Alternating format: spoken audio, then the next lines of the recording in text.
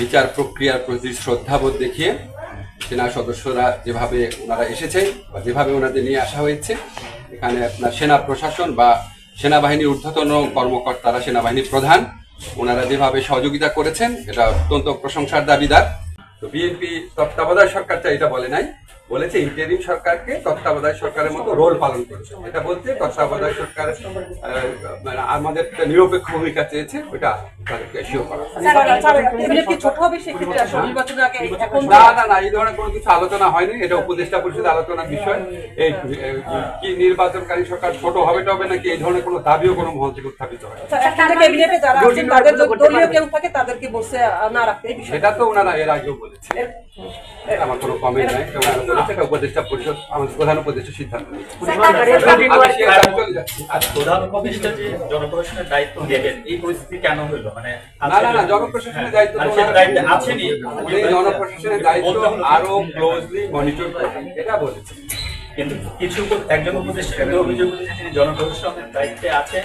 আমি এই ব্যাপারে কমেন্ট করার মতো জায়গায় নাই। আমি জনপ্রশাসনের দায়িত্ব না। আপনাদের আর কোনো প্রশ্ন আছে? না, এটা আমরা মনে করি না দলীয় ভাবে হয়। শোনেন, আমাদের বিরুদ্ধে সব দলই অভিযোগ করে যে এক দল বলে ওই দলের লোক আছে, আরেক দল বলে ওই দলের লোক আছে, আরেক দল বলে ওই দলের লোক আছে। যেহেতু সব দলই অভিযোগ করে অন্য দলের লোক আছে, তার মানে হচ্ছে আমরা নিরপেক্ষভাবে দায়িত্ব পালন করছি। স্যার, 15 জন সেনা কর্মকর্তাকে নিয়ে আসা হয়েছিল, তাদেরকে স্যারের সাবজেক্টেও রাখার একটা সিদ্ধান্ত হয়েছে। সরকার বিষয়টা কিভাবে দেখছেন? তাদের জন্য আলাদা সাবজেক্ট প্রয়োজন হলো না কেন? আজকে আপনার আমাদের ইন্টারন্যাশনাল ক্রিমিনাল কোর্টে বিচার প্রক্রিয়ার প্রতি শ্রদ্ধাবোধ দেখিয়ে সেনা সদস্যরা যেভাবে ওনারা এসেছে বা যেভাবে ওনাদের নিয়ে আসা হয়েছে, এখানে আপনার সেনা প্রশাসন বা সেনাবাহিনীর ঊর্ধ্বতন কর্মকর্তারা, সেনাবাহিনীর প্রধান, ওনারা যেভাবে সহযোগিতা করেছেন এটা অত্যন্ত প্রশংসার দাবিদার।